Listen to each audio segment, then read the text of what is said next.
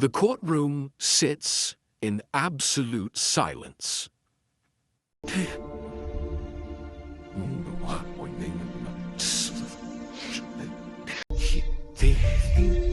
Her eyes scanning a document that has just been placed before. District Attorney Robert Ellis shifts in his seat, confident the numbers will speak for themselves.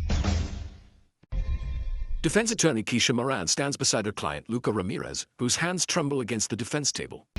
The jury has spoken. Guilty. The conviction is final. But what comes next? No one in this Denver courtroom could have predicted.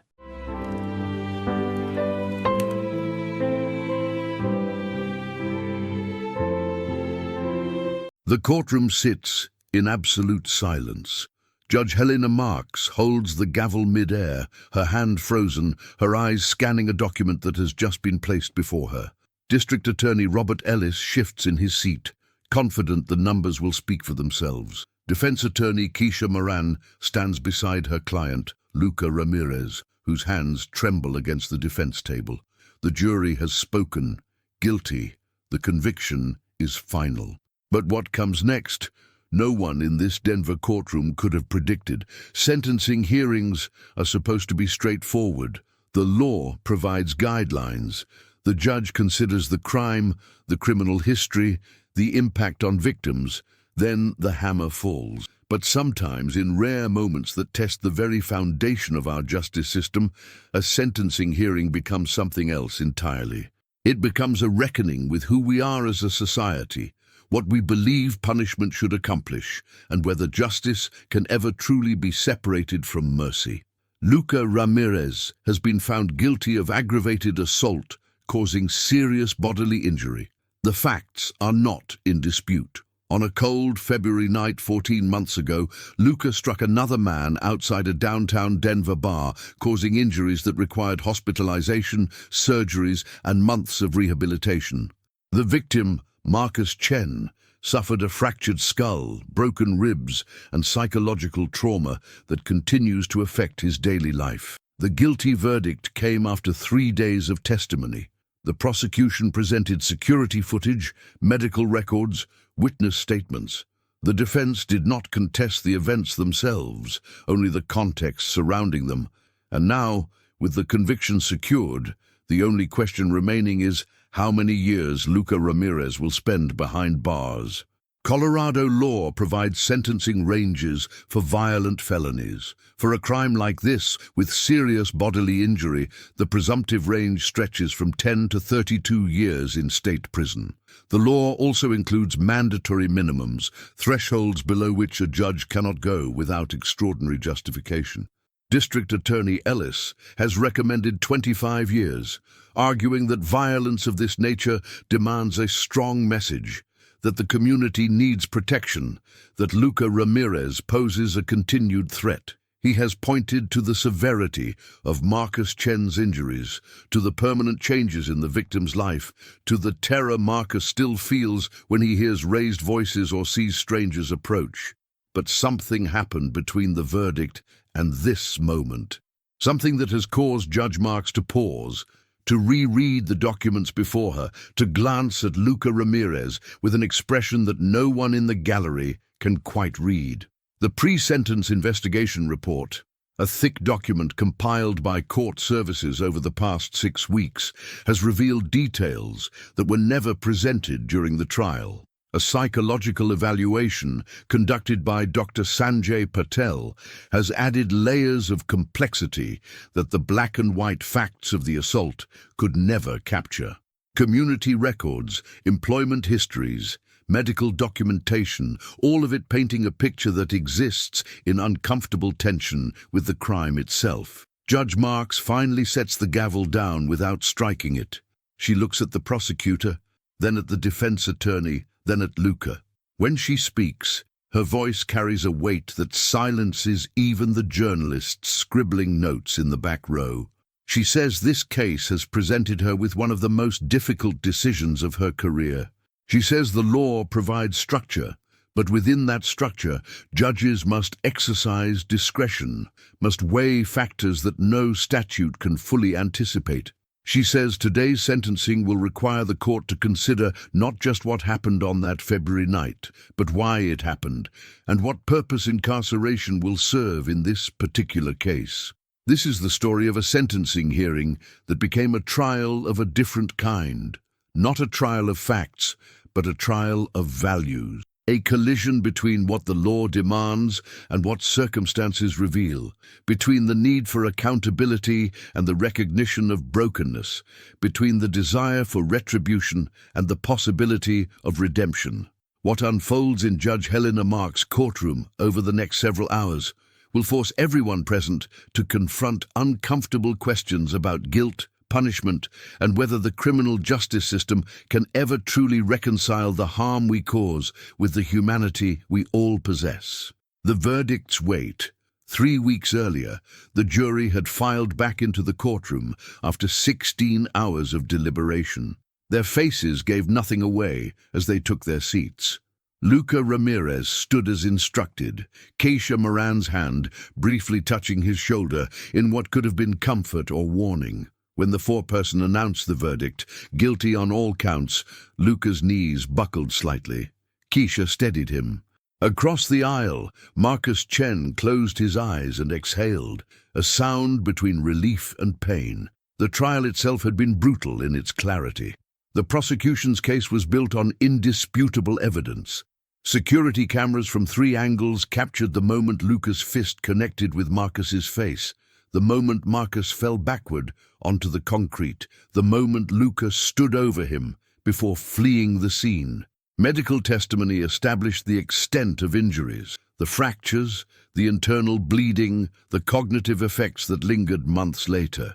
Witnesses described the argument that preceded the assault, the escalating tension, the moment when words turned to violence. Defense attorney Keisha Moran had not challenged these facts. She could not. Instead, she had focused the jury's attention on context, on Luca's state of mind, on factors that might mitigate the horror of what he had done. She presented evidence of Luca's mental health struggles, his history of trauma, the medications he had recently stopped taking without medical supervision. She called witnesses who described Luca as gentle, hard-working, someone who had never before exhibited violent tendencies. She argued for a verdict of reckless assault rather than intentional assault, suggesting that Luca's actions, while inexcusable, were not premeditated or characteristic. The jury rejected this framing. They found that Luca had acted intentionally, with awareness of the harm he was causing. They found that whatever struggles he faced did not negate his responsibility for the violence he inflicted. The guilty verdict came with a sense of inevitability that left the defense team visibly shaken. In Colorado, as in most states, once a jury convicts on a violent felony with serious bodily injury, the sentencing floor rises dramatically. The judge's discretion narrows. The possibility of probation or alternative sentencing vanishes. Prison becomes not a question of if, but of how long. District Attorney Robert Ellis made his position clear in the days following the verdict. In a statement to the press, he emphasized the severity of the crime and the lasting impact on Marcus Chen. He pointed to Colorado's tough-on-crime statutes, passed in the wake of high-profile violent incidents, designed to ensure that those who cause serious harm face serious consequences. He announced his intention to seek 25 years, close to the upper end of the presumptive range, arguing that anything less would minimize the suffering Marcus endured and the danger Luca posed.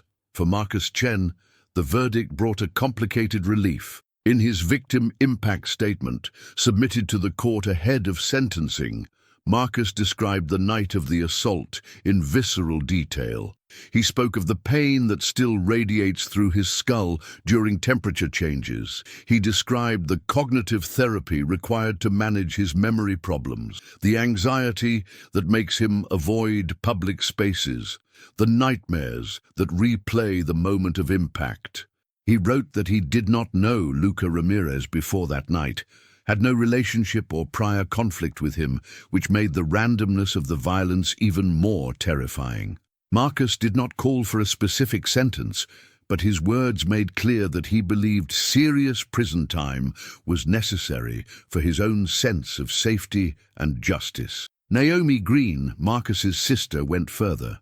In her own statement, she described watching her brother's personality change in the months after the assault. She spoke of a once confident man now hesitant to leave his apartment, a social person now isolated and fearful. She wrote that Luca Ramirez's actions did not just harm Marcus's body, but shattered his sense of security in the world. Naomi called for the maximum possible sentence, arguing that anyone capable of such violence would inevitably hurt someone else if given the chance. But the verdict, clear as it seemed, was only the beginning. In the American criminal justice system, conviction and sentencing are separate phases, each with its own rules and considerations. A jury determines guilt beyond a reasonable doubt, answering whether the defendant committed the crime. The judge, however, determines punishment, weighing a far broader range of factors. This is where the system's complexity reveals itself, where rigid statutes meet individual circumstances, where mandatory minimums collide with mitigating factors. After the guilty verdict, the court ordered a pre-sentence investigation, standard procedure in felony cases. A probation officer was assigned to compile a comprehensive report on Luca Ramirez, his background, his mental health, his criminal history, his employment and education, his family situation, his substance use, his capacity for rehabilitation. This report would include recommendations, though Judge Marks was not bound to follow them. The officer would interview Luca extensively, review records from various sources, and speak with people who knew him. Simultaneously, the defense requested a psychological evaluation, seeking to provide the court with expert analysis of Luca's mental state at the time of the offense and his current functioning. Judge Marks approved this request, appointing Dr. Sanjay Patel, a forensic psychologist with 30 years of experience evaluating defendants in criminal cases. Dr. Patel's role was not to excuse Luca's actions, but to help the court understand them, to provide context that might inform an appropriate sentence. As these reports were being prepared, Luca Ramirez sat in county jail, his bail revoked immediately after the verdict. He spent his days in a small cell, knowing that his fate was being decided by people reviewing documents, conducting interviews, making judgments about who he was and what he deserved. His attorney, Keisha Moran, visited twice a week, preparing him for the sentencing hearing, warning him that the outlook was grim, but refusing to abandon hope entirely. She told him that sentencing was different from trial, that judges had more flexibility, that if they could present the right picture of his life and circumstances, there might be a path to something less than the decades the prosecutor was seeking. Luca struggled to believe her. He knew what he had done. He remembered the rage that had consumed him that night, the feeling of losing control, the moment his fist connected with Marcus's face. He remembered the sound of Marcus hitting the pavement, the panic that followed, the decision to run rather than help. These memories haunted him every night in jail, mixing with older memories, traumas that predated the assault, but seemed connected to it in ways he could not fully articulate. When Dr. Patel came to interview him, Luca found himself speaking about things he had never discussed with anyone, wounds that had been buried so deep he had almost convinced himself they had healed. The weight of the guilty verdict pressed on everyone involved, but it pressed hardest on those who had to decide what came next. Judge Helena Marks spent evenings in her chambers, reading case law on sentencing departures, reviewing appellate decisions that defined the boundaries of her discretion. She knew the community expected a strong sentence. She knew the victim deserved to see accountability, but she also knew that the sentencing phase was where the law's blunt instrument of punishment met the infinite complexity of human experience. And as the pre-sentence report and psychological evaluation arrived on her desk, she began to understand that this case would test the limits of both the law and her own judicial philosophy. The person behind the case. The pre-sentence investigation report on Luca Ramirez ran to 87 pages. Probation officer Diane Torres had conducted the interviews, compiled the records, and drafted the narrative that would give Judge Marks a window into who Luca was beyond the crime he had committed. What she found was a life marked by fractures that began long before the February night that brought Luca into the criminal justice system. Luca Ramirez was born in Denver 28 years ago to parents who had immigrated from Honduras in the early 90s. His father, Miguel, worked construction. His mother, Rosa, cleaned houses and offices. They lived in a cramped apartment in the Westwood neighborhood, part of Denver's working-class Latinx community. Luca's early childhood appeared stable by external measures. He attended school regularly, learned English quickly, and showed aptitude in mathematics and art. Teachers described him as quiet but engaged, a child who rarely caused trouble but also rarely spoke up. The first major disruption came when Luca was 9 years old. His father, Miguel, was arrested following a domestic violence incident. According to police reports obtained by Officer Torres, Miguel had become increasingly volatile in the months before his arrest, his drinking escalating into rage. On the night of the incident, neighbors called police after hearing screaming and crashing sounds. Officers arrived to find Rosa with visible injuries and young Luca hiding in a closet. Miguel was charged with assault and spent 6 months in jail. When he was released, he did not return to the family. Rosa filed for divorce, and Miguel moved to California. Luca saw his father twice more in the following years, brief visits that ended in arguments. This period marked a turning point. Luca's grades dropped. He became withdrawn at school, stopped participating in class, and began showing signs of depression. Rosa, working multiple jobs to support herself and her son, had little time to address his emotional needs. She loved him fiercely, but she was surviving, not thriving. Luca learned to navigate his pain alone, developing coping mechanisms that would later prove destructive. In middle school, Luca began experiencing symptoms that he could not name or understand. He had difficulty concentrating, felt detached from his surroundings, experienced intrusive thoughts about violence and death. He said nothing to his mother, fearing it would add to her burdens. Teachers noticed his distraction, but attributed it to adolescence or language barriers. No one referred him for mental health services. This was Denver in the early 2000s, and schools in working-class neighborhoods had limited resources for students who were not actively disruptive. By high school, Luca was struggling academically but had found an outlet in art. He spent hours drawing, creating intricate sketches that revealed an inner world of chaos and beauty. An art teacher, Ms. Patricia Gomez, recognized his talent and encouraged him to pursue it. She wrote a letter included in the pre-sentence report, describing Luca as one of the most gifted students she had taught in 30 years of teaching. She noted that art seemed to be his way of processing emotions he could not verbalize, and she expressed profound sadness that his path had led to violence and incarceration. After graduating high school with mediocre grades, Luca enrolled in community college, intending to study graphic design. He lasted 1 semester. The structure, the deadlines, the social pressures overwhelmed him. He dropped out and took a job at a warehouse, loading trucks and managing inventory. He was good at the work, reliable and strong, and his supervisors valued him. He moved out of his mother's apartment and rented a room in a shared house. He seemed to be finding stability, but beneath the surface, Luca was unraveling. The psychological symptoms that had begun in childhood intensified. He experienced what he later described to Dr. Patel as dissociative episodes. moments where he felt disconnected from his own body, watching himself from a distance. He had violent, intrusive thoughts that terrified him. He began drinking heavily, finding that alcohol temporarily quieted the chaos in his mind.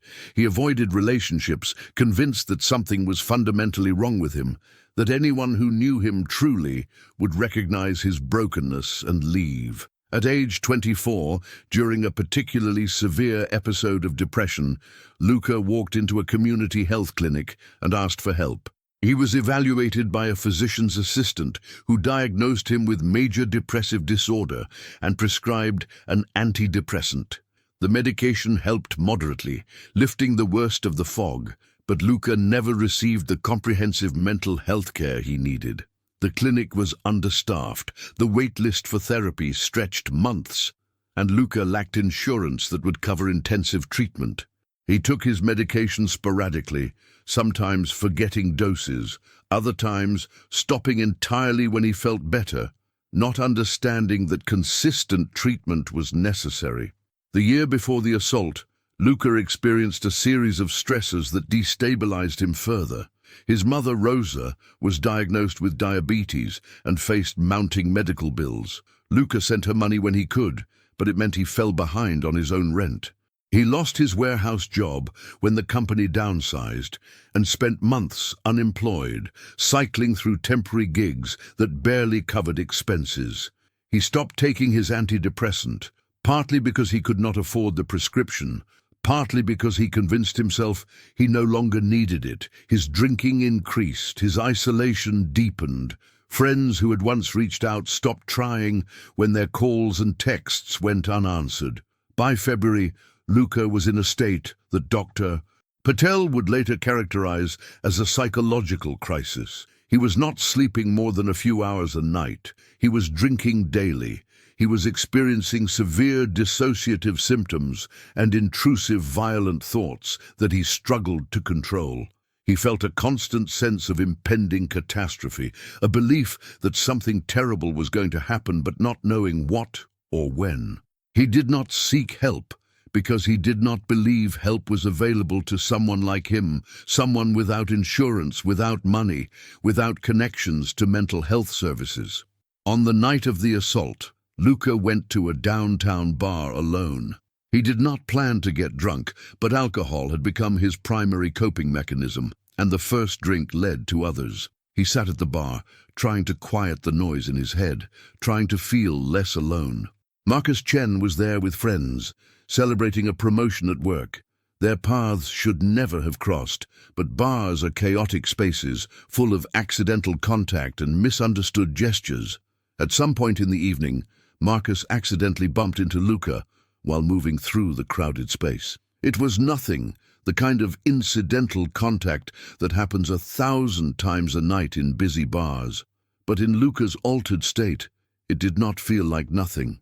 It felt like aggression, like threat, like the culmination of all the chaos he could no longer contain. He confronted Marcus. Marcus, confused and slightly drunk himself, responded with irritation. Words were exchanged. And then, in a moment that Luca would later describe as feeling like he was watching someone else, he swung. The first punch connected with Marcus's face. Marcus stumbled back, and Luca kept going, driven by a rage that had nothing to do with Marcus Chen, and everything to do with Luca's own unprocessed trauma, untreated mental illness, and years of accumulated pain. When Luca finally stopped, when the fog of dissociation lifted enough for him to see Marcus bleeding on the ground, he panicked and ran. He did not call for help. He did not stay to face what he had done.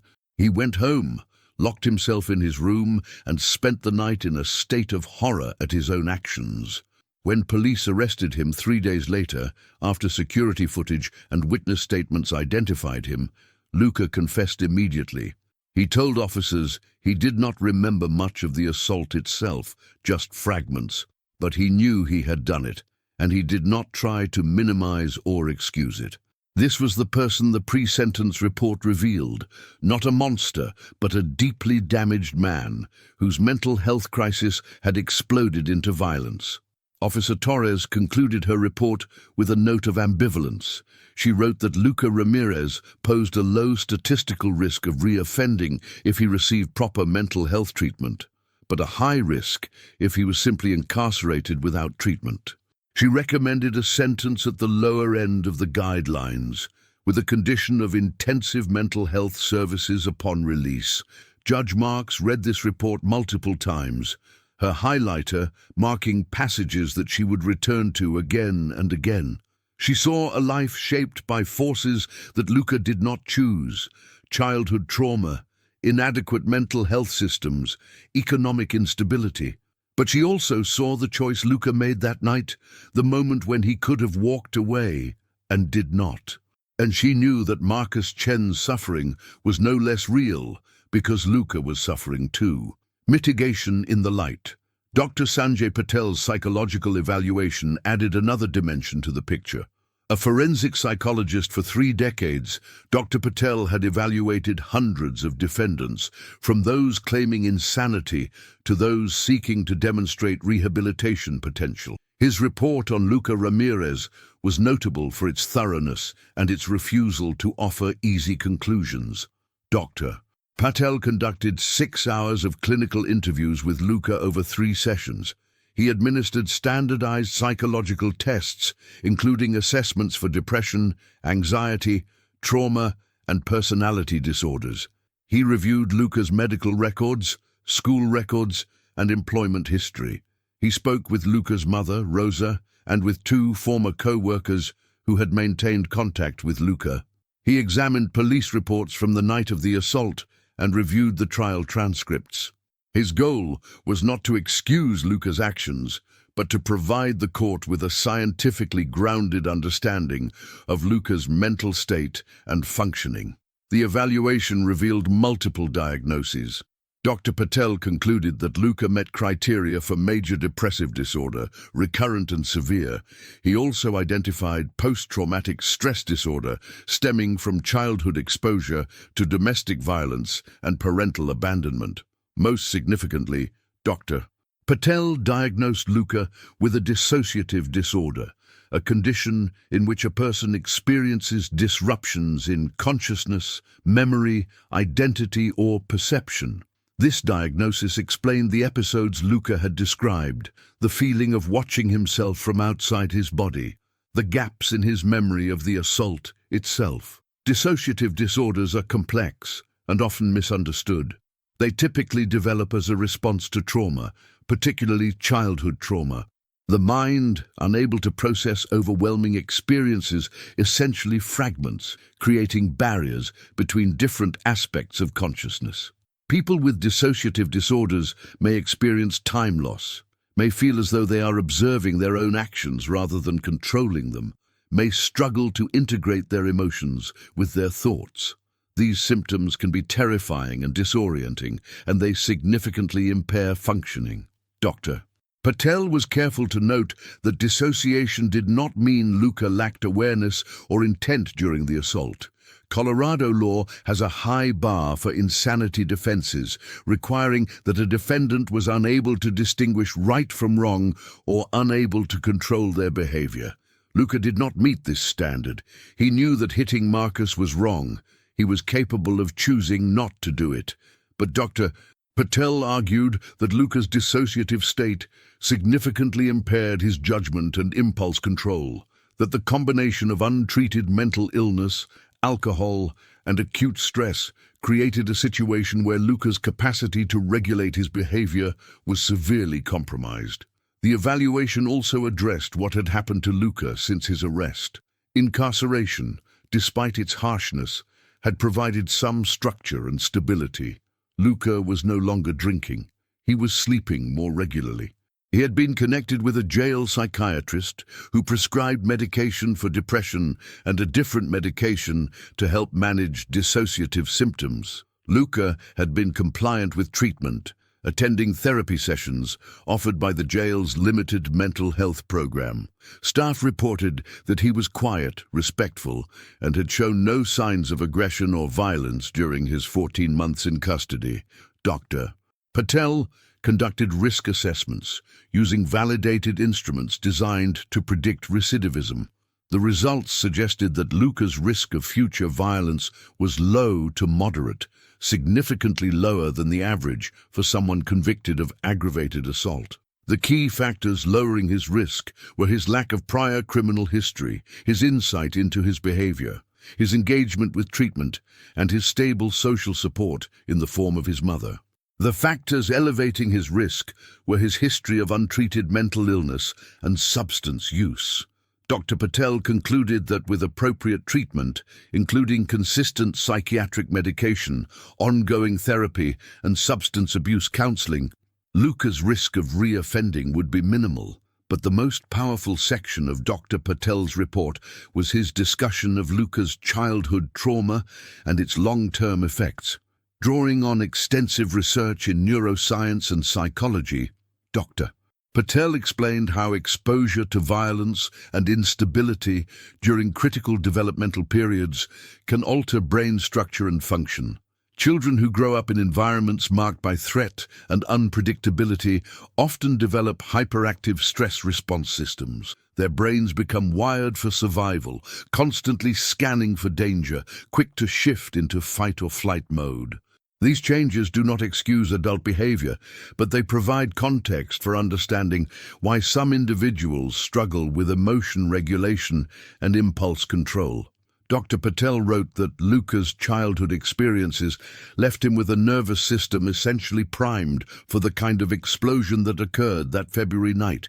Years of untreated symptoms, inadequate coping mechanisms, and lack of access to mental health care meant that Luca was living with a psychological burden that most people could not imagine. The assault was not inevitable, but it was, in Dr. Patel's professional opinion, a foreseeable outcome of a system that failed to provide Luca with the help he needed at every critical juncture. The evaluation concluded with recommendations. Dr.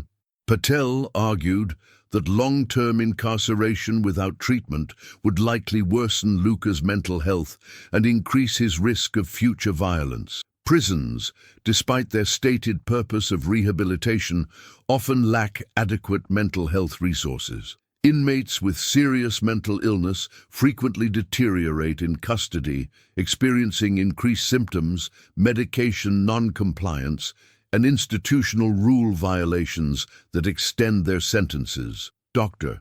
Patel recommended that if Judge Marks imposed prison time, it should be at the lower end of the guidelines, with mandated participation in mental health programming and conditions of parole that ensured continuity of care upon release. Alternatively, Dr. Patel noted that Colorado law allowed for sentencing departures in cases where mitigating factors were substantial.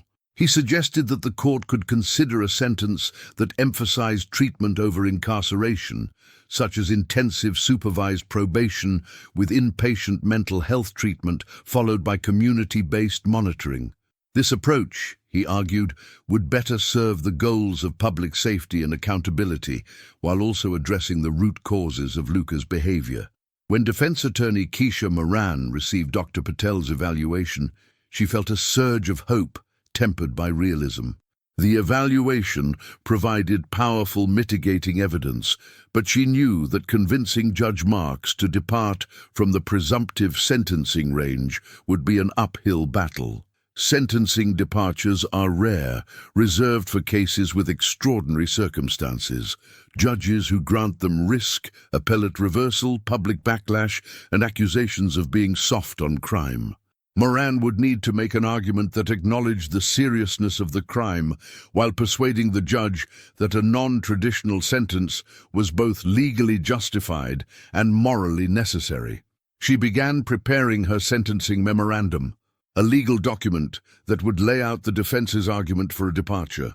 She researched Colorado case law, looking for precedents where courts had granted departures based on mental health factors. She found several cases, though most involved defendants with even more severe mental illness or younger defendants whose brains were still developing.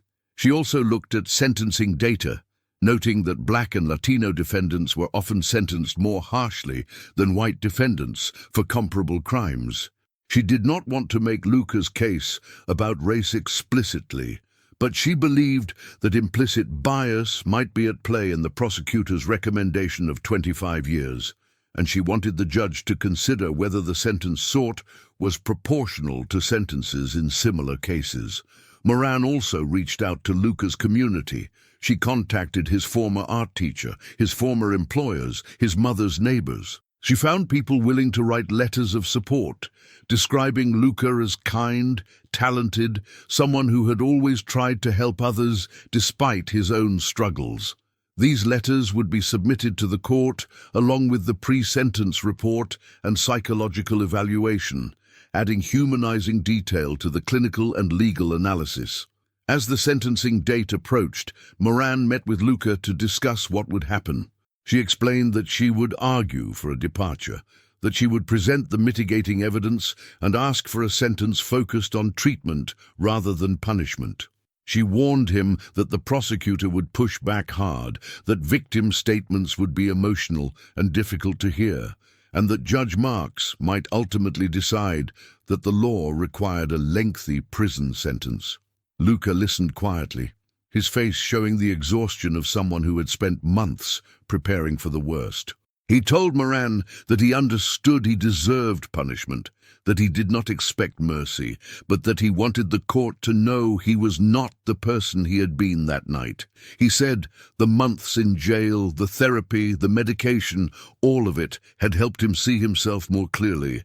He said he would live with what he did to Marcus Chen for the rest of his life, that no sentence could make him feel more remorse than he already felt. And he said that if there was any possibility of a future where he could contribute something positive to the world, he wanted that chance. Moran felt the weight of representing a client who had done real harm, but who was also himself a victim of systems that had failed him repeatedly. This was the tension at the heart of so many criminal cases, the recognition that accountability and compassion are not mutually exclusive, that someone can be both guilty and broken, both responsible and deserving of a chance at healing. Mandatory versus mercy. The morning of the sentencing hearing arrived cold and grey.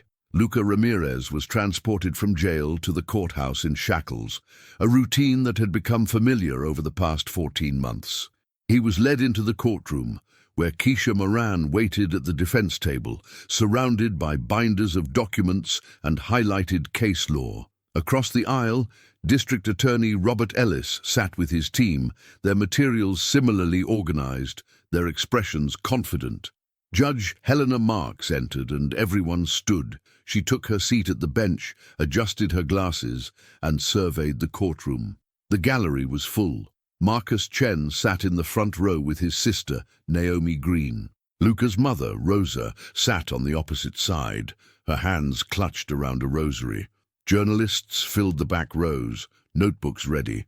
This was a case that had attracted media attention, framed as another example of urban violence, though few of the initial reports had captured the complexity that would emerge during sentencing. Judge Marks began by acknowledging the difficulty of the task ahead. She noted that sentencing was perhaps the most solemn responsibility a judge carried, the moment when legal abstractions became concrete reality in a person's life. She said she had reviewed all submitted materials thoroughly, the pre-sentence investigation report, the psychological evaluation, the victim impact statements, the defense memorandum, the prosecution's sentencing recommendation. She said she had also conducted her own legal research on the issues raised by the defense regarding sentencing departures. Before hearing arguments, Judge Marks asked if Marcus Chen or his family wished to make a statement.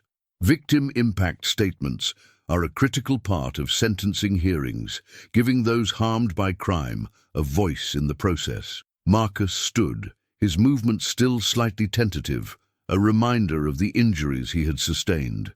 He approached the podium, glanced briefly at Luca, then addressed the judge. Marcus spoke about the night of the assault, about the moment his life changed. He described the physical pain of recovery, the surgeries, the physical therapy.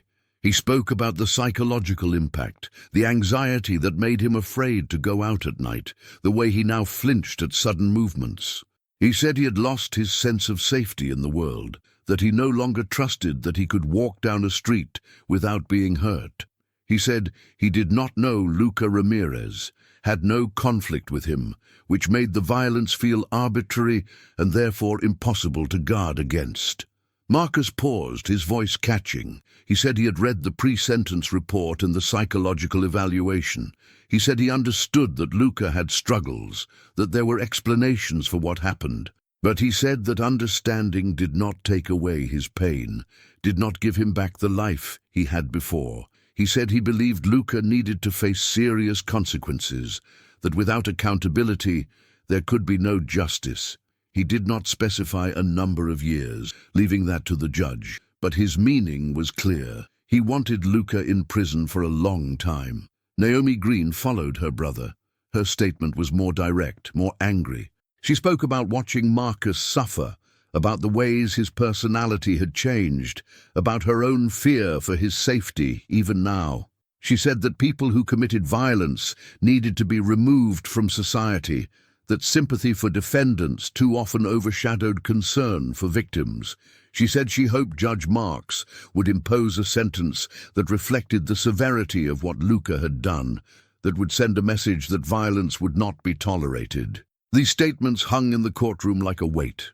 Luca sat with his head down, tears visible on his cheeks. Keisha Moran placed a hand on his shoulder briefly, a gesture of support, and perhaps a reminder to remain composed. Judge Marks thanked Marcus and Naomi for their courage in speaking, acknowledging that victim impact statements were often painful but always important. Next, District Attorney Ellis stood to present the prosecution's sentencing argument.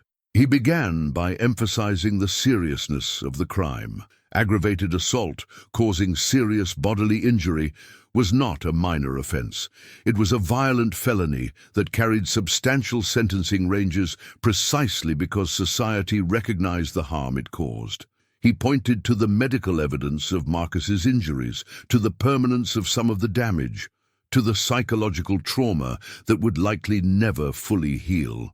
Ellis then addressed what he characterized as the defense's attempt to minimize Luca's responsibility through mental health explanations.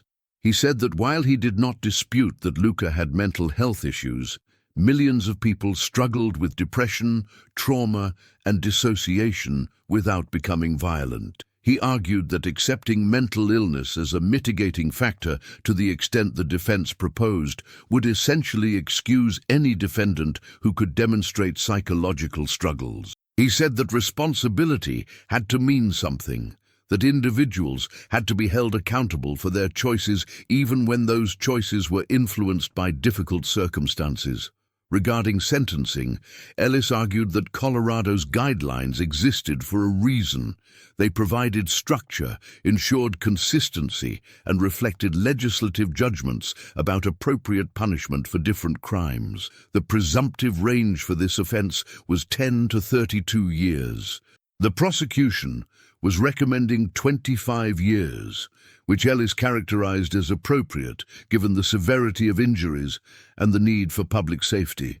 He acknowledged that Luca had no prior criminal record, which is why he was not seeking the maximum, but he argued that the absence of prior offenses did not erase the seriousness of this one. Ellis also addressed the possibility of a sentencing departure. He noted that departures were meant to be rare, reserved for truly extraordinary cases. He argued that this case, while it involved mitigating factors, was not extraordinary in the legal sense. Many defendants had difficult childhoods, mental health struggles, and substance abuse issues. If courts routinely departed from guidelines based on such factors, the guidelines would become meaningless. He urged Judge Marks to follow the law as written, to impose a sentence within the presumptive range, and to give significant weight to the harm caused to Marcus Chen. When Ellis sat down, the courtroom was silent, except for the sound of Naomi Green quietly crying. Judge Marks made notes, her expression neutral. Then she nodded to Keisha Moran, inviting the defense to present its argument. Arguments for a departure. Keisha Moran stood, smoothed her jacket, and took a moment before speaking.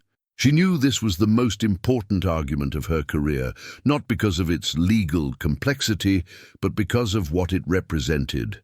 This was a chance to challenge the binary thinking that dominated criminal justice, to argue that accountability and compassion could coexist, that punishment without understanding was often just cruelty dressed in legal language. Moran began by acknowledging the elephant in the room.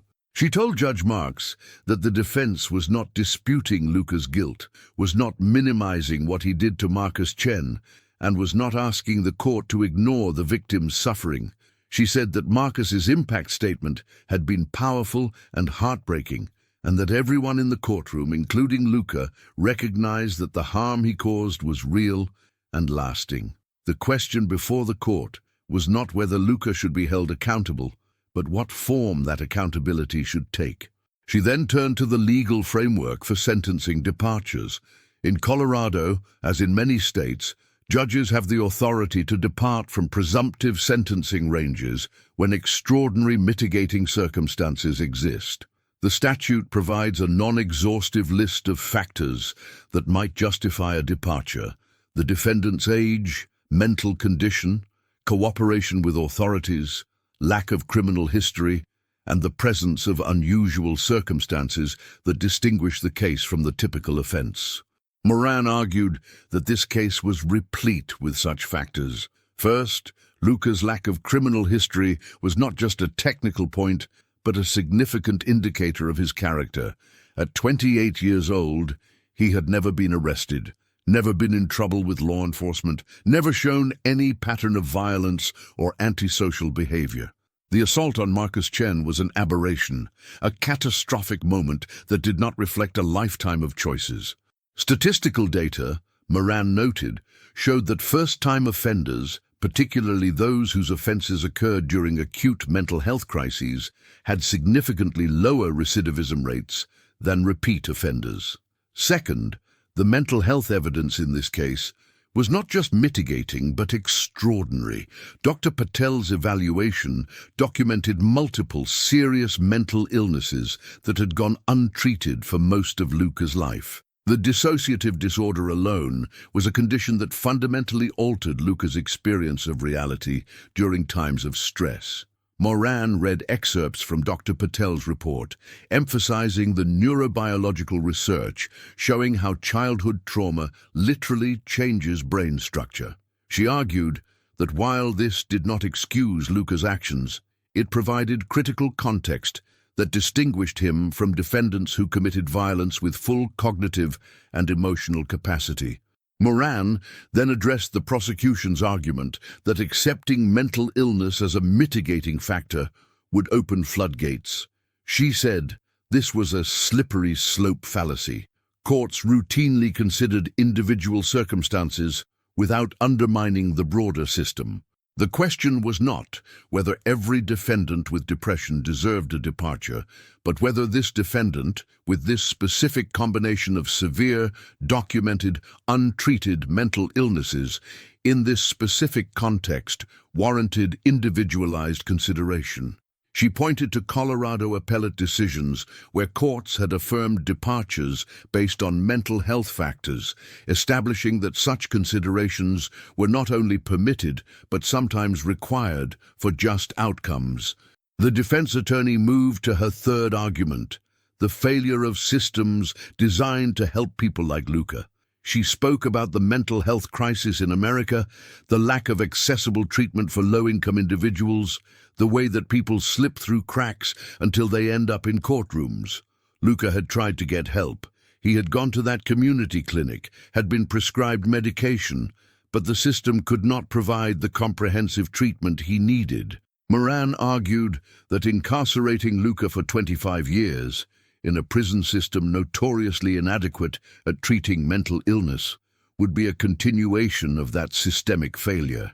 She presented evidence about Colorado's prison mental health services, or lack thereof. Studies showed that inmates with serious mental illness often deteriorated in custody due to isolation, inadequate medication management, and the inherent trauma of incarceration. Dr. Patel's report had warned explicitly that lengthy imprisonment without intensive treatment would likely worsen Luca's conditions and could actually increase his risk of future violence. Moran asked Judge Marks to consider whether a sentence that predictably made someone more dangerous served any legitimate purpose of punishment. Then, Moran presented her alternative sentencing proposal, carefully structured to address public safety while prioritizing rehabilitation. She proposed a sentence of 5 years, at the bottom of the presumptive range, with credit for time served, and the remainder suspended in favor of intensive supervised probation. The conditions would include inpatient mental health treatment for a minimum of 6 months at a residential facility specializing in trauma and dissociative disorders, ongoing psychiatric care and medication management upon release, weekly therapy sessions for at least 3 years, regular drug and alcohol testing, community service focused on violence prevention, and strict supervision by probation officers with mental health expertise. This was not a lenient sentence, Moran argued. Luca would spend years under constant scrutiny and restriction, his freedom conditional on compliance with demanding treatment requirements. But it was a sentence designed to address the root causes of his behavior, to provide him with tools he had never had, and to maximize the chances that he would become a productive member of society rather than a permanently damaged person cycling in and out of institutions. Moran also addressed proportionality, a key principle in sentencing. She had researched comparable cases in Colorado, looking at sentences imposed for similar offenses. She found significant variation, with some defendants receiving sentences at the low end of the range when mitigating factors were present. She noted that white defendants with similar circumstances often received more lenient sentences than defendants of color. And while she was not accusing Judge Marks or the prosecution of racial bias, she argued that the court should be mindful of whether the sentence sought was truly proportional or whether implicit biases might be influencing recommendations. Finally, Moran asked Luca to stand and address the court. Allocution, the defendant's right to speak before sentencing, is a critical moment. Luca rose slowly, his hands trembling. He looked at Judge Marks and began to speak, his voice quiet but steady. He said he knew that nothing he could say would undo what he did to Marcus Chen. He said he thought about that night every single day, that he would carry the guilt for the rest of his life. He said he had never been a violent person before and was horrified by what he had done. He spoke about his mental health struggles, not as an excuse but as context, explaining that he had lived for years feeling like he was drowning, trying to survive each day without understanding what was wrong or how to fix it. Luca said that jail had been terrible, but also stabilizing in ways he had not expected. Having regular meals, medication, therapy, structure, all of it had helped him begin to understand himself. He said he had learned about dissociation, about trauma responses, about the ways his childhood experiences had shaped his brain. He said he was not trying to blame anyone else for his actions, but that understanding the factors that contributed to that night had helped him see a path forward. He turned slightly toward where Marcus was sitting and addressed him directly.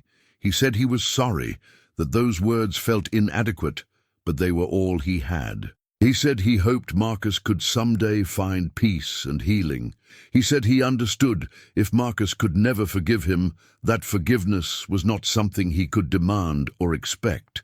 He turned back to Judge Marks and said that if she gave him a chance, he would spend the rest of his life trying to be someone who contributed positively to the world, who used his experiences to help others, who never again let his pain overflow into violence.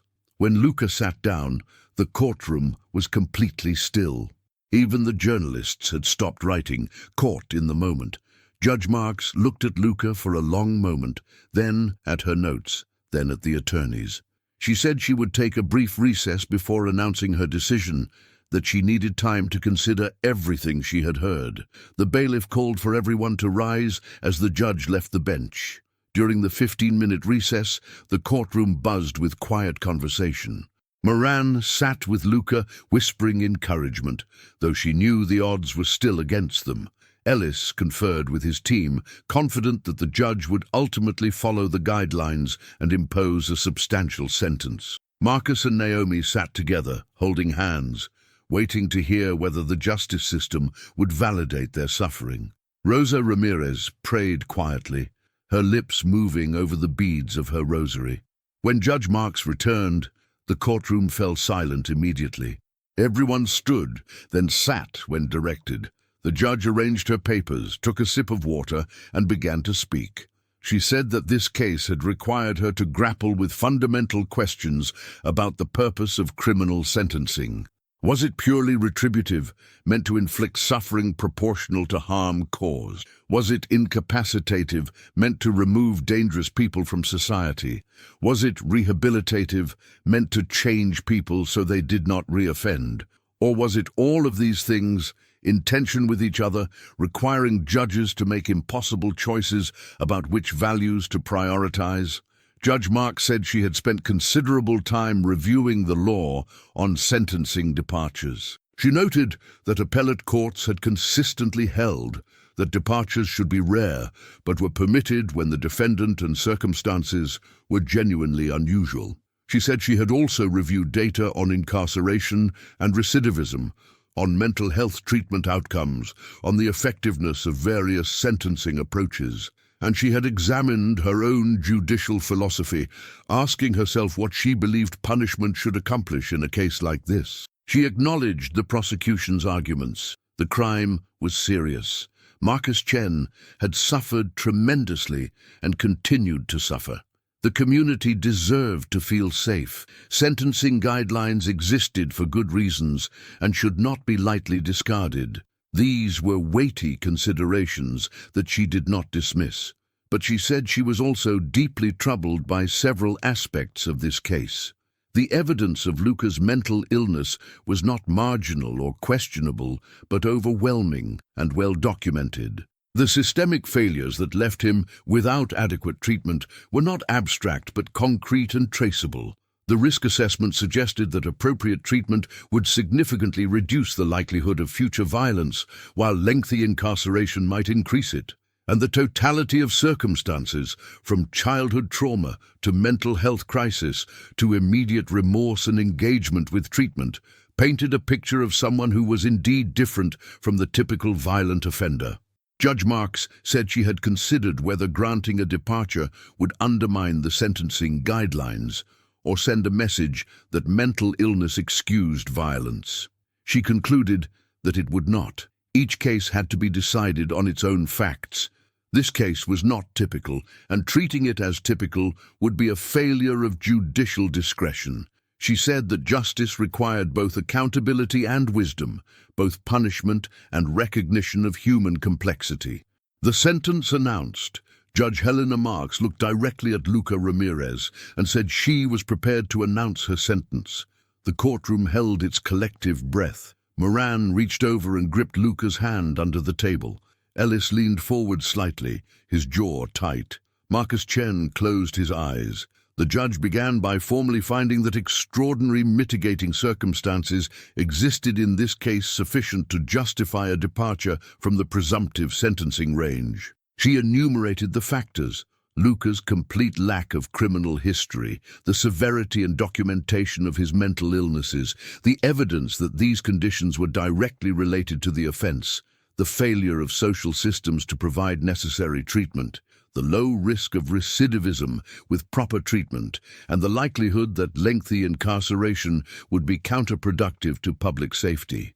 She said that under Colorado law, having found extraordinary mitigation, she had the authority to impose a sentence below the presumptive range. She said she had weighed this authority against the seriousness of the offense and the harm to the victim, and she had determined that a departure was both legally justified and appropriate in the interests of justice. Judge Marks then announced the sentence. Luca Ramirez would be sentenced to 8 years in the Colorado Department of Corrections for aggravated assault causing serious bodily injury. However, 6 years of that sentence would be suspended. Luca would serve 2 years in prison, with credit for the 14 months already served, meaning approximately 10 additional months of incarceration. Upon his release, he would be placed on intensive supervised probation for 6 years, during which time the suspended portion of his sentence would hang over him as motivation for compliance. The conditions of probation would be extensive and strictly enforced. Luca would be required to complete a minimum of 6 months in a residential mental health treatment facility immediately upon release from prison, with the possibility of extension if treatment providers recommended it. He would engage in ongoing psychiatric care and therapy for the entire probation period. He would submit to random drug and alcohol testing. He would complete 300 hours of community service focused on violence prevention and mental health awareness. He would have no contact with Marcus Chen or his family. He would maintain employment or education. He would meet regularly with a specialized probation officer trained in mental health issues. Any violation of these conditions could result in the suspended sentence being imposed, meaning he would return to prison to serve the remaining 6 years. Judge Marks emphasized that this was not a lenient sentence, despite being below the guideline. Luca would spend 2 years in prison, which was still a substantial deprivation of liberty. He would then spend 6 years under constant supervision and restriction, required to engage in intensive treatment and meet demanding conditions. The suspended sentence meant that he would live for years, knowing that any mistake could result in immediate incarceration. This was accountability, but it was accountability designed to maximize the chances of rehabilitation and minimize the risk of future harm. She also addressed Marcus Chen and his family directly.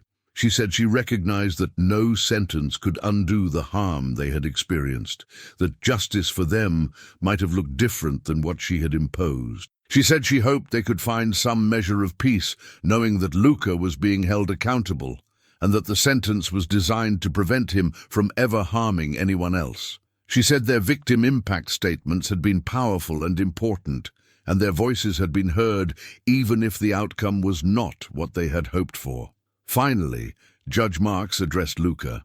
She told him that he had been given an extraordinary opportunity, one that most defendants never received. She said the sentence reflected a belief that he could change, that he could become someone who contributed positively to society despite the terrible harm he had caused. But she warned him that this opportunity came with enormous responsibility.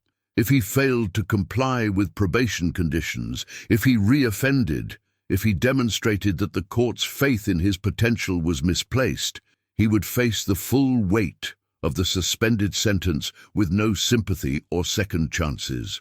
She said she expected him to honor the trust the court was placing in him, to engage fully with treatment, and to spend the rest of his life proving that he was more than the worst thing he had ever done. The gavel fell. The sentence was final.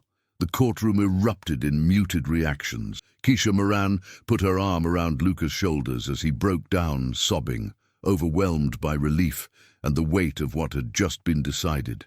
Ellis shook his head slightly, clearly disagreeing with the decision, but professional enough to accept it. Marcus Chen sat motionless, his face unreadable. Naomi Green was crying, angry tears streaming down her face. Rosa Ramirez crossed herself and whispered thanks to God. Journalists rushed out to file their stories. The headlines would be dramatic, split along predictable lines.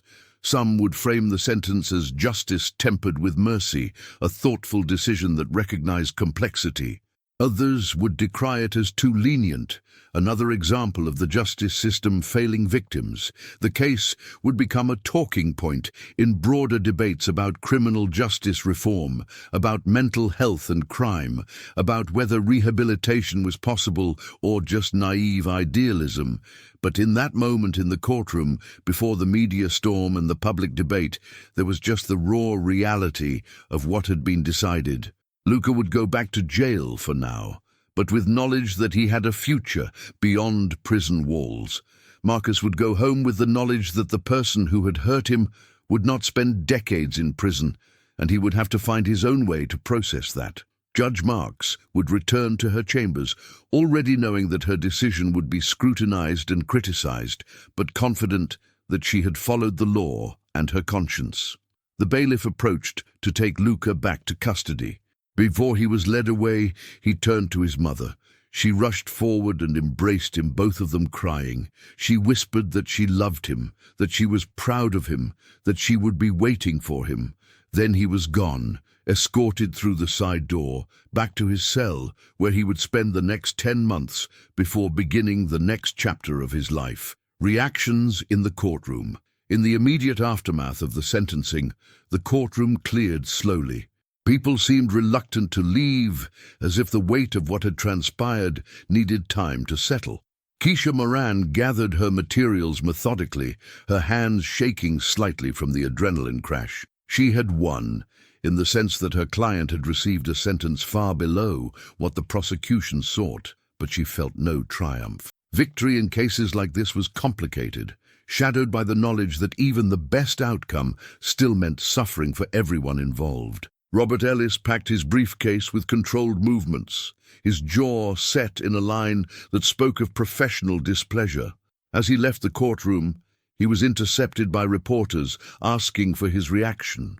He gave a carefully worded statement expressing disappointment with the sentence, saying that while he respected Judge Marks' authority, he believed the departure was unwarranted and that the sentence did not adequately reflect the seriousness of the crime or provide sufficient accountability. He stopped short of saying he would appeal, knowing that the judge had built a thorough record supporting her decision and that appellate courts generally deferred to trial judges on sentencing matters. But his tone made clear that he viewed this as a miscarriage of justice, a case where sympathy for a defendant had overshadowed concern for a victim. Marcus Chen left through a side exit, avoiding the reporters congregated in the hallway. His sister Naomi walked beside him, her arm linked through his, both of them silent. Later, Naomi would speak to the press, her anger undisguised. She would say that the sentence felt like a slap in the face, that her brother had been nearly killed, and his attacker would serve less time than some people convicted of drug offenses. She would question what message this sent about the value of victims, about whether the justice system prioritized the well-being of criminals over the safety of law-abiding citizens. Her words would resonate with many who believed that the pendulum of criminal justice reform had swung too far toward leniency. Marcus himself would remain largely silent in the media coverage that followed. In a brief written statement released through his attorney days later, he said that he was disappointed by the sentence, but that he accepted it and wanted to focus on his own healing rather than on public debate about the decision. He said he hoped that Luca Ramirez would use the opportunity he had been given to change and that no one else would ever be hurt by him. It was a statement that reflected Marcus's nature, his fundamental decency, even in the face of trauma and disappointment. But those close to him knew that he struggled deeply with the outcome, that some part of him felt the justice system had failed to validate his suffering. Rosa Ramirez spoke briefly to reporters outside the courthouse, her English halting, but her emotion clear. She said she was grateful to Judge Marks for seeing her son as a human being rather than just a criminal. She said she knew Marcus Chen had suffered terribly and that she prayed for him every day.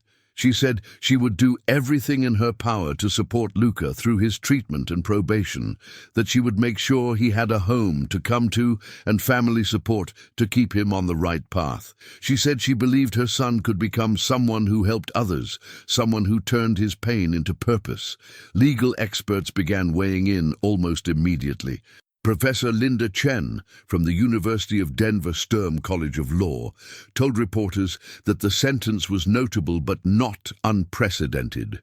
She explained that sentencing departures, while uncommon, were well established in Colorado law and served an important function in ensuring that judges could exercise individualized discretion. She noted that the extensive documentation of mental health issues and the low risk assessment likely played crucial roles in Judge Marks' decision. She said that cases like this highlighted the tension between mandatory sentencing structures designed to ensure consistency and the reality that criminal cases involved infinite human variation that no guideline could fully capture.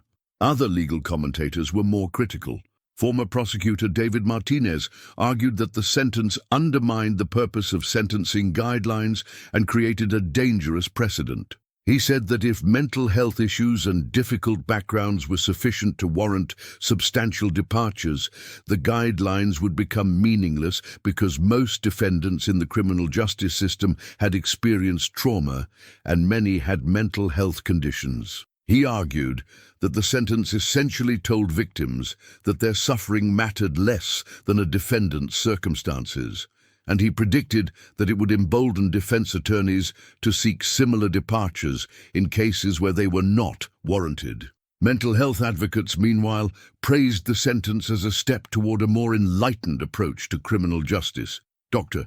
Sarah Thompson, director of a Denver mental health nonprofit, told reporters that the sentence represented what evidence-based justice looked like. She explained that research consistently showed that treatment-focused approaches reduced recidivism more effectively than lengthy incarceration for offenders with serious mental illness.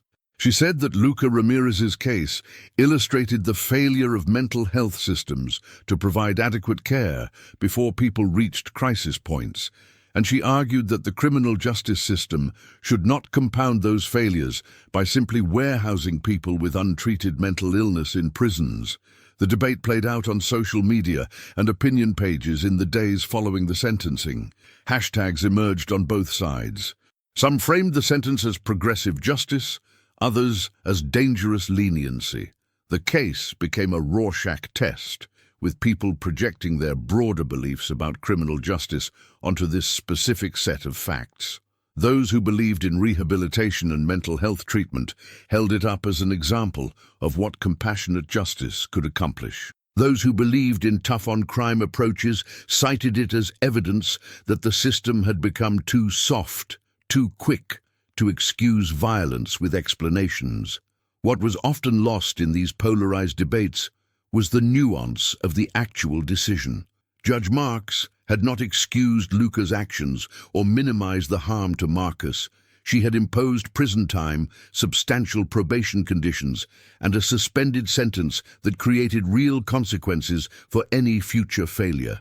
The departure was not based on sympathy alone, but on specific legal criteria: documented mental illness, direct causal connection to the offense, low recidivism risk with treatment, and the likelihood that lengthy incarceration would be counterproductive.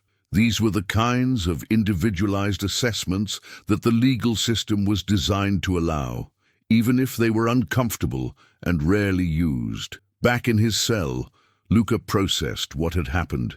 The relief of not facing 25 years was overwhelming, but it was mixed with guilt and trepidation. He knew that he had been given something rare, a genuine second chance. He knew that 10 more months in prison would be difficult but survivable. He knew that the 6 years of intensive probation that followed would be demanding, requiring him to confront his trauma, maintain his treatment, and prove every day that he deserved the trust Judge Marks had placed in him. And he knew that Marcus Chen would never fully recover from what he had done, that no amount of treatment or good behavior on Luca's part could undo that harm. He thought about his mother, about the hope in her eyes when she hugged him before he was taken away. He thought about Dr. Patel, whose evaluation had revealed truths about himself that Luca had never fully understood. He thought about Keisha Moran, who had fought for him when the easy path would have been to simply accept the prosecution's recommendation. And he thought about the next 10 months, the residential treatment that would follow, and the long years of probation stretching ahead. The sentence was not an ending. It was, in many ways, a beginning of intensive treatment that Luca had never received. A beginning of accountability that was measured not just in time served, but in personal transformation required. a beginning of a life that would be forever marked by what he had done, but not forever defined by it. Whether this beginning would lead somewhere redemptive, or whether it would end in failure and the suspended sentence being imposed, no one could know. That uncertainty was part of what made Judge Marks's decision both courageous and controversial. Rehabilitation begins. The 10 months Luca spent in prison after sentencing were different from the 14 months before it. Knowing he had a defined endpoint, knowing what came next, changed something fundamental. The time was still hard. Prison is never easy, and for someone with mental health vulnerabilities, it was particularly challenging. But Luca had structure now, a treatment plan, medication that was properly managed, and regular therapy sessions with the jail's psychiatric staff. The therapist, Dr. Rebecca Walsh, had worked in corrections for 15 years. She was accustomed to seeing defendants with mental illness, understanding that prisons and jails had become de facto mental health facilities as community treatment systems failed. She found Luca to be an engaged client, someone who asked questions about his diagnoses, who wanted to understand the mechanisms of dissociation and trauma responses, who practiced the coping skills she taught him even when they felt awkward or ineffective at first. They worked on identifying triggers, situations or stimuli that could activate his dissociative symptoms or provoke emotional dysregulation. Luca learned that crowded spaces, loud, sudden noises, feeling trapped or unable to escape, and alcohol were all significant triggers for him. They developed strategies, breathing exercises, grounding techniques that focused his attention on physical sensations to keep him present, cognitive restructuring to challenge the catastrophic thoughts that often preceded episodes. These were tools that Luca had never had before, and while they did not magically resolve his conditions, they gave him some sense of agency over his own mental state. Dr. Walsh also prepared him for what came next.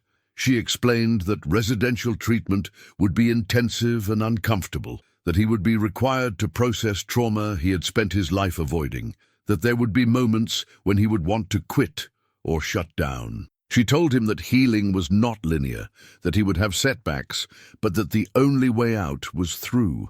She connected him with the treatment facility where he would go upon release, a place called Resilience Center that specialized in trauma, dissociative disorders, and dual diagnosis clients with both mental illness and substance use issues. Keisha Moran visited regularly during those months, checking on his progress and preparing him for the conditions of probation. She explained that the probation officer assigned to his case, someone named Patricia Moreno, was known for being strict but fair. Moran warned Luca that any violation, even seemingly minor ones like missing a therapy appointment or failing a drug test, could result in sanctions and potentially revocation of probation. She impressed upon him that the suspended 6-year sentence was real, that if he failed, he would serve every day of it. Luca's mother visited as often as the facility allowed. She brought him books, drawings that his younger cousins had made, and news from their community. She had been working extra hours, saving money to help with expenses when he was released. She had also connected with a support group for families of people with mental illness, finding community and education that helped her understand what Luca was going through. In their visits, they talked about practical plans for his release. He would live with her initially. He would need to find employment that accommodated his treatment schedule. They would work together to create a stable environment. Marcus Chen was also navigating his own path during this time. The sentencing had not brought the closure he had hoped for. He continued therapy, working through his own trauma with a psychologist who specialized in victims of violent crime. His therapist helped him understand that his anger about the sentence was valid, that it was okay to feel that justice had not been fully served, while also recognizing that holding on to rage would ultimately harm him more than it would affect Luca.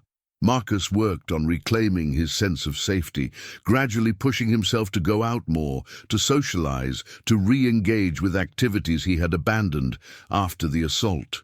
Naomi remained more angry, more vocal in her belief that the sentence was wrong.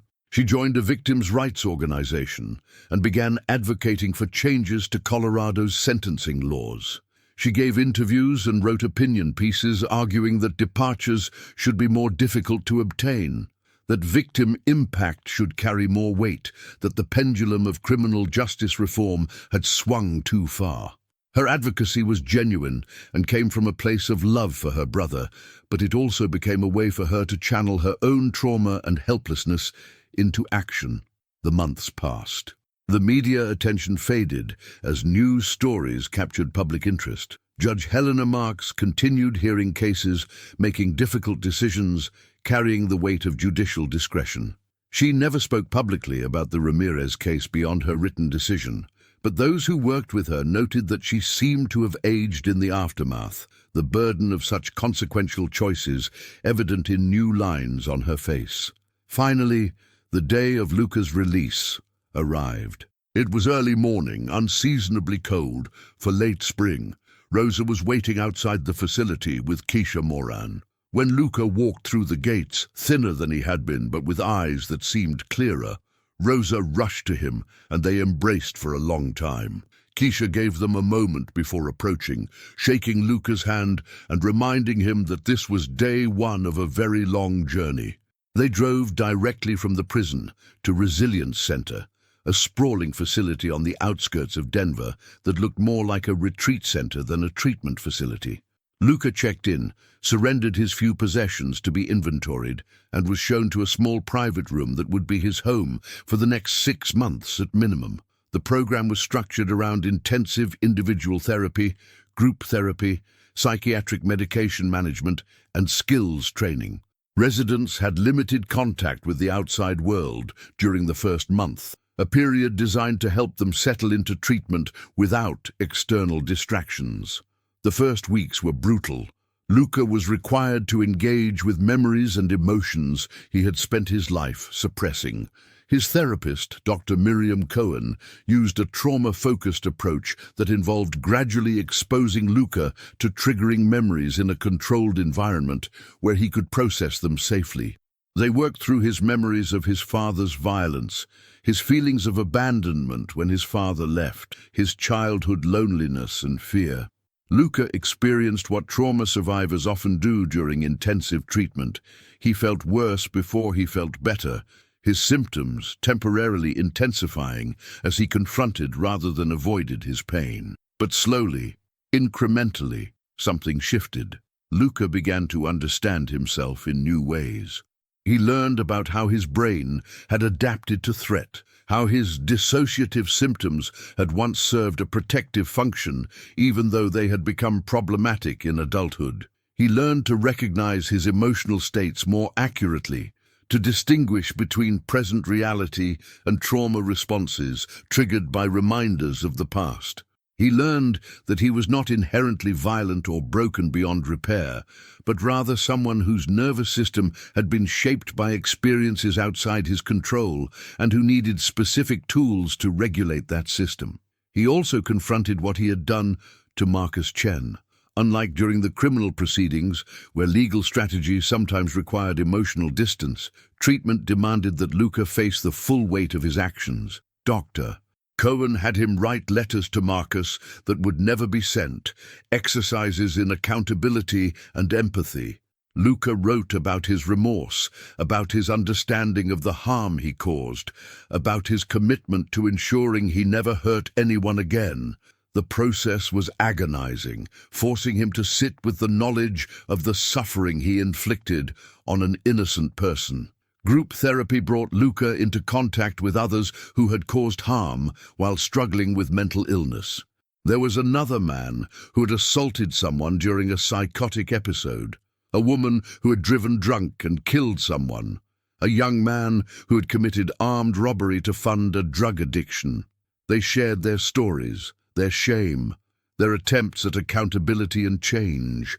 Luca learned that he was not alone in carrying the burden of having hurt others, that redemption was possible but required constant, deliberate effort. The treatment facility also focused on practical skills. Luca attended classes on emotional regulation, communication, conflict resolution, and relapse prevention. He learned about his medications, how they worked, and why consistent use was essential. He developed a crisis plan, a detailed set of steps to take if he felt himself becoming unstable. He practiced these skills in role plays and real-life situations, building new neural pathways through repetition and reinforcement. Outside the facility, life continued. Patricia Moreno, his probation officer, visited monthly to check on his progress and ensure he was meeting all conditions. She reviewed his treatment records, spoke with his therapists, and made clear that she was watching carefully. She was stern, but not unkind, telling Luca that she had seen cases like his go both ways, and that his outcome was entirely in his hands. Rosa visited weekly during designated family visitation times. She participated in family therapy sessions, where she learned about codependency, boundaries, and how to support Luca's recovery without enabling potential backsliding. She struggled with some of these concepts, her cultural and personal instinct being to protect and take care of her son, but she worked hard to understand what would actually help him long-term. 6 months became 8 as the treatment team determined that Luca needed more time before transitioning to outpatient care. He accepted this extension without complaint, recognizing that he was still learning, still healing, still building the foundation he would need to succeed on the outside. When he finally completed the residential phase and prepared to transition to intensive outpatient treatment, his therapists gave him a cautiously optimistic assessment. He had done the work, had made genuine progress, but the real test would come when he faced the stresses and triggers of daily life. Epilogue: 2 years after sentencing, Luca Ramirez was 4 years into his 6-year probation term. He lived in a small apartment near his mother's house, a space he had made his own with artwork on the walls, some pieces he had created, and others from local artists he had met through a community art program. He worked part-time at a non-profit that provided mental health services to low-income populations, doing administrative work that he found meaningful, even if it was not particularly glamorous. His supervisors knew his history and had given him a chance based on a recommendation from the Resilience Center. His life was structured around treatment and accountability. He saw his psychiatrist monthly, his therapist weekly, and attended support groups twice a week. He checked in with Patricia Moreno every 2 weeks, providing documentation of his employment, treatment attendance, and drug test results. Every month that passed without incident was a small victory, evidence that he was managing his conditions and building a stable life. The work was constant and sometimes exhausting. There were moments when Luca felt the weight of it all, the demands of treatment and probation and employment, and simply existing with mental illness. There were days when old symptoms flared, when he felt dissociative or depressed or overwhelmed by intrusive thoughts. But he had tools now, and a support system, and a growing belief that he could survive these moments without catastrophe. He had also found ways to contribute. He volunteered with a program that taught art to kids in underserved neighborhoods, many of whom were dealing with trauma like he had experienced. He shared his story at mental health awareness events, speaking honestly about his crime, his mental illness, and his journey toward healing. It was his way of taking the worst thing he had ever done and trying to extract some redemption from it, to prevent even one other person from traveling the path he had walked. Marcus Chen's path had been different. The physical injuries had healed as much as they ever would, though he still experienced chronic headaches and some cognitive difficulties. The psychological wounds took longer and were less visible. Therapy helped, as did time, but there were still moments when he felt the fear and anger surge back. He had returned to work, reconnected with friends, and slowly rebuilt his confidence in navigating the world. He still avoided certain downtown areas, still felt anxious in crowded bars, but he had learned to live with these limitations rather than being controlled by them. Marcus never had direct contact with Luca after the sentencing, as the no-contact order prohibited it, But through victim services, he received periodic updates on Luca's progress through treatment and probation. Marcus had complicated feelings about these updates. Part of him did not want to know anything about Luca's life, wanted to simply move forward without any reminder of the person who had hurt him. Another part felt something like cautious relief when reports indicated that Luca was complying with all conditions, that he was getting treatment, that he had not hurt anyone else. It was not forgiveness exactly, not closure in any neat sense, but perhaps a loosening of the grip that the assault had held on Marcus's life. Naomi remained more actively engaged with victims' rights advocacy. She had channeled her pain into political action, working with legislators on bills related to sentencing reform and victim notification. Her advocacy was not primarily about Luca's case anymore, but about systemic issues she believed needed addressing. She and Marcus sometimes disagreed about these issues. He had become more ambivalent about harsh sentencing after seeing that his own healing did not depend on Luca's suffering. She maintained that accountability required substantial punishment. Their relationship weathered these disagreements because their love for each other was deeper than their philosophical differences. Judge Helena Marks continued her work on the bench, handling the steady stream of cases that came through her courtroom. The Ramirez sentencing became one of those decisions that defined her judicial legacy, cited in legal memoranda and discussed in law school classes. She had been reversed by appellate courts on other matters over her career, but the Ramirez sentence was never appealed. The prosecution, after careful consideration, decided that the record Judge Marks had built was too strong, her legal reasoning too thorough, to make an appeal likely to succeed. In the years since the sentencing, Judge Marks had continued to struggle with the tension between law and mercy in her courtroom. Each case presented new variations on the fundamental question, what does justice require? She had not become soft on crime, as some critics suggested. She still imposed substantial sentences when warranted, still held people accountable for their choices. But the Ramirez case had reinforced her belief that cookie-cutter sentencing failed to serve justice's ultimate aims, that judges needed to exercise the discretion the law provided, even when doing so was uncomfortable or controversial. Dr. Patel, the forensic psychologist, had written an academic article about the case, anonymizing the details but discussing the intersection of trauma, mental illness, and criminal responsibility. He argued that the criminal justice system needed to develop more sophisticated approaches to defendants with serious mental health conditions, that the binary of guilty or not guilty by reason of insanity missed vast territory where mental illness significantly affected behavior without completely eliminating culpability. The Ramirez case, he wrote, demonstrated that individualized sentencing could account for these nuances in ways that served both accountability and public safety better than rigid mandatory sentences. Keisha Moran had continued her defense practice, taking on other difficult cases, fighting for clients the system seemed ready to discard. The Ramirez case remained one of her most significant victories, not because of the sentence itself, but because of what it represented.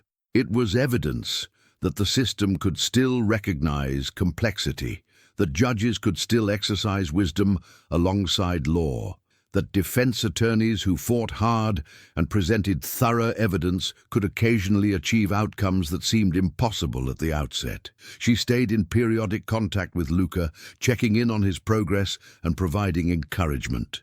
She felt a personal investment in his success, knowing that if he failed, it would not only devastate his life, but would potentially make it harder for future defendants to obtain similar sentences. Every time she argued for a sentencing departure in a new case, she knew that judges and prosecutors would be thinking about precedents, about whether leniency had been vindicated or proven misguided. Luca's success or failure would echo beyond his individual life. District Attorney Robert Ellis had moved on from the case, though he maintained his belief that the sentence was inappropriate. He did not dwell on it or allow it to affect his approach to other cases. He continued to seek what he believed were just sentences, continued to advocate for victims, continued to believe that public safety required substantial incarceration for violent offenders. He and Judge Marks maintained professional respect despite their disagreement on this case. Both understood that their roles sometimes put them at odds, and both operated from genuine convictions about what justice required. The broader criminal justice system continued to evolve, pulled in different directions by competing values and constituencies. Some jurisdictions moved toward more treatment-focused approaches, implementing problem-solving courts, diversion programs, and alternatives to incarceration. Other jurisdictions doubled down on tough-on-crime policies, responding to public concern about safety and disorder. The debate that the Ramirez case had sparked in microcosm reflected these larger tensions, questions that every society must answer about punishment, redemption, and what we owe both to those who have been harmed and to those who have caused harm. As Luca approached the end of his probation period, he allowed himself to imagine what life might look like without constant supervision and the threat of the suspended sentence hanging over him. He would continue treatment, knowing now that it was not just a legal requirement, but essential to his well-being. He would continue his work at the non-profit, having found purpose in helping others navigate systems that had once overwhelmed him. He would continue creating art, the practice that had always been his most reliable way of processing emotion and making sense of chaos. He thought often about Marcus Chen, carrying a responsibility that would never end, regardless of what any court decided. He had accepted that he would never be able to apologize directly, never be able to make amends in any concrete way. The best he could do was live a life that honored the second chance he had been given, that tried to prevent others from experiencing either Marcus's suffering or his own destructive path. One evening, as Luca sat in his apartment working on a painting, he found himself reflecting on the question that had been at the heart of his case. What does society owe the broken who have done harm? He did not know if there was a universal answer. He knew only his own experience, the reality that he had been both perpetrator and victim, both responsible for terrible harm and deserving of help he had never received. Judge Marks's sentence had been an answer of sorts, a statement that accountability and compassion need not be mutually exclusive, that punishment could coexist with recognition of humanity. The painting Luca was working on depicted a fractured mirror, pieces scattered but still reflecting light. It was his attempt to visualize what healing looked like after catastrophic brokenness, not a restoration to some imagined pristine state, but a transformation of fragments into something new. Some pieces would never fit back together. Some damage could not be undone, but even shattered things could still catch light, could still create new patterns, could still have value and beauty. He thought about submitting the piece to a local gallery that featured artists with lived experience of trauma and recovery. It felt vulnerable to put his work out into the world this way, but vulnerability was part of the journey. If his art could help even one person feel less alone in their struggles, if it could contribute to conversations about mental health and criminal justice, then perhaps it was a small form of redemption. Outside his window, Denver stretched out under a darkening sky, millions of lives intersecting and diverging, each carrying their own complexity. Somewhere in that sprawl, Marcus Chen was living his life, healing in his own way, carrying his own scars. Somewhere, Judge Marks was perhaps in her chambers, reading case files and preparing for tomorrow's decisions. Somewhere, other people were making choices that would bring them into courtrooms. Other victims were suffering harm. Other defendants were waiting to learn their fates. The criminal justice system would continue its imperfect work of sorting through these tangled situations, applying laws that could never fully account for human complexity, seeking justice in a world where it was never simple or complete. The Ramirez case would remain one data point in these ongoing debates, evidence used by different sides to support different conclusions about what justice should look like. But for Luca, In this moment, it was not theoretical. It was his life, rebuilt from wreckage, shaped by consequences and treatment and daily choices to do better. It was 4 years of staying clean, of showing up to appointments, of processing trauma and learning skills, and slowly becoming someone he could live with being. It was the knowledge that he had hurt someone terribly and could never undo that, alongside the fragile hope that his life could still contribute something positive to the world. He finished the section of the painting he had been working on and stepped back to look at it. The fractured mirror was taking shape, pieces distinct but connected, broken but still reflecting. It was not what he had imagined when he started, but it was becoming something honest, something that captured the complicated truth of lives after violence, after trauma, after the gavel falls and the real work begins. 2 years remained on his probation. Then would come the rest of his life, whatever that might hold. He did not allow himself to take anything for granted, knowing how quickly stability could dissolve, how constant the work of recovery would always be. But tonight, in this small apartment with paint under his fingernails and the memory of treatment and accountability shaping his days, Luca felt something he had not felt in years before his arrest. The possibility of a future that was not defined solely by his worst moment. The sentencing that no one expected had become a life that continued to unfold, day by difficult day, choice by conscious choice. Whether it would ultimately vindicate Judge Marks's decision or prove her critics right remained to be seen, but the experiment was in progress, the question still open. And in that uncertainty, in that space between guilty and broken, between punishment and mercy, between harm caused and healing sought, there existed something that might, if tended carefully and honestly, eventually be called hope. The city lights flickered on as evening deepened. Luca returned to his painting, his brush moving across canvas, creating meaning from chaos, building something new from the pieces of what had shattered.